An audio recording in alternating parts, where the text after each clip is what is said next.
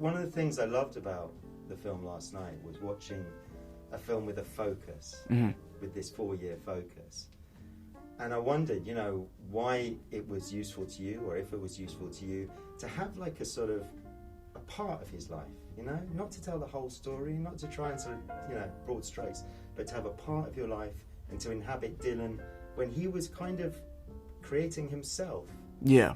Well, this was a fascinating period of Bob Dylan's life because in some ways it's the least chronicled. This is the period of his life that has the least footage accompanying it, particularly 1961 and 1963. So I didn't choose what dates the movie set in. You know, based on my age, I can only play within a certain range anyway. But this is a sort of a fascinating period because it's, as you said, when he actualized becoming Bob Dylan, and when he obviously made this sort of historic transition from folk music to rock and roll. So I watched the film with my daughter Rosie, and she said to me afterwards, she said, watching your performance was like going to the circus, when you watch someone do something extraordinary and then you forget that they're doing it. Wow, what a compliment. Yeah, it was. Yeah, I thought it was a really nice way of putting it. So how did you get to that point, man? You know, how did you get to the point where your blood feels like Bob's blood, where your intonation feels more natural to you than Timothy's intonation? Well, a lot of work, a lot of time studying all his music and studying the way he was. And what was that journey like, man? Because I know that it helped that obviously lockdown happens and this kind exactly of stop-start process. So did that mean you could give yourself to it? Yeah, exactly. I had more time, you know. We were supposed to shoot it the summer of 2020, then there was the pandemic, then we were supposed to shoot it the summer of 2023, so there was the actor strike, so there was a lot of time available to me to sink into all of this stuff, the way he was as a human, his guitar playing, all the books available about Bob, the books available about his contemporaries, about Joan Baez, about Paul Clayton, about that period of music, and just, you know, it became a curiosity at some point. It felt less like work and more just something that I was just deeply passionate and obsessed about. And I could see that you would have to be obsessed, yeah, you know, particularly when you come to the live performance, because I didn't understand until I was watching the movie that you were doing all of this live. Yeah, this is all live. So what, you know, was that, man? Was that to get to that moment when you're ready to step out, even in front of a bunch of background artists, and do that to your own standards? Yeah. Which I believe are extremely high. Yeah. I mean,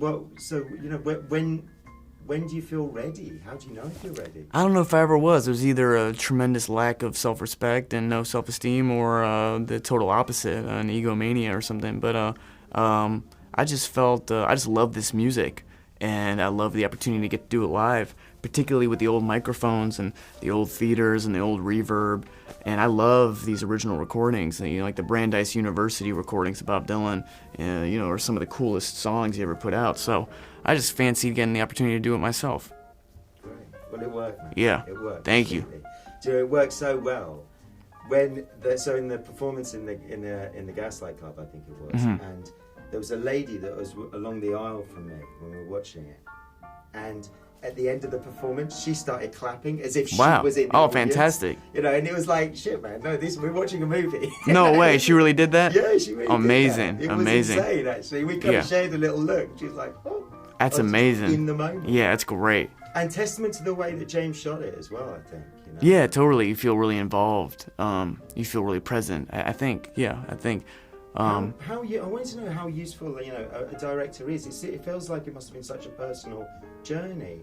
What does James offer you on that journey? What's his value? He offered me a masterful guiding hand because he had done this before with Joaquin Phoenix, Walk the Line. His trust, but also really his I'd say most of all just his prescience to see through the idea that this had to be factual and step-by-step recreations of how it was, you know, that we had major artistic license here, that the whole exercise was about artistic license. Yeah. Well, before we finish, I want to ask about this sort of ensemble cast, because, you know, as you were saying last night, we learned a lot about Bob, who can be quite opaque, it feels. Right. We learn a lot about him through the people around him.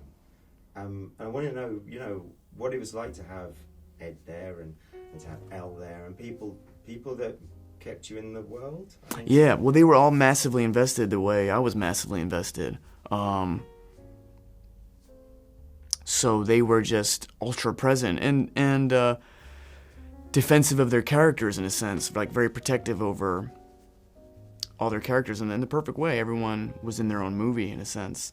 So they were really instrumental in helping me go about what I was doing because they just brought life to it.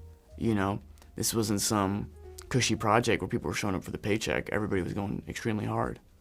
It looked, in the best way, it looked like hard work. Yeah. Because it's there on the screen. Exactly. So congratulations. I appreciate it, man. Thank you.